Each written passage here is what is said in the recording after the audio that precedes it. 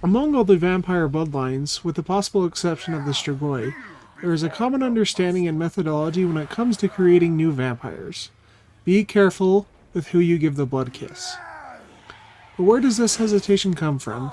Why are vampires so selective in expanding their powerful and immortal race?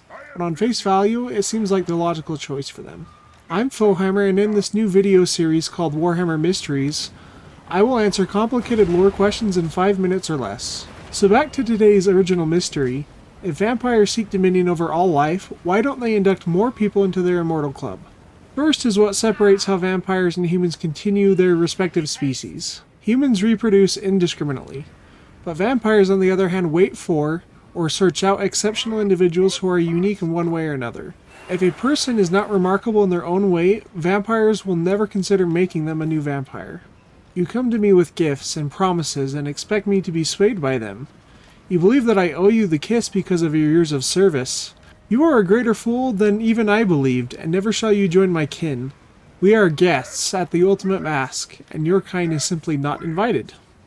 Each bloodline seems to have its own criteria. Lamian vampires choose only the extremely beautiful. Blood dragons test those gifted in the arts of war. Von Karsteins initiate only those of high ambition and a desire to rule. Necrarchs choose only those devoted to knowledge and discovery. Strigoi, as mentioned before, are less choosy because of their desperation and their nature as outcasts among vampires. The transition to immortality is not an easy one, especially for the short-lived race of humanity. As far as we know, all vampires were once human, and humans are notoriously bad with change. Watching the world constantly change around you, while you remain the same forever, will drive most weak-minded individuals insane. And vampirism already brings out the worst in even the most strong of will. The weak would always fail. A weak human would become a weak vampire. Weakening the bloodline was a mistake.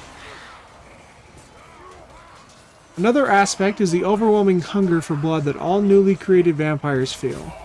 Much like a baby, new vampires have difficulty controlling their urges, and as such they can pose a threat to the vampire that creates them.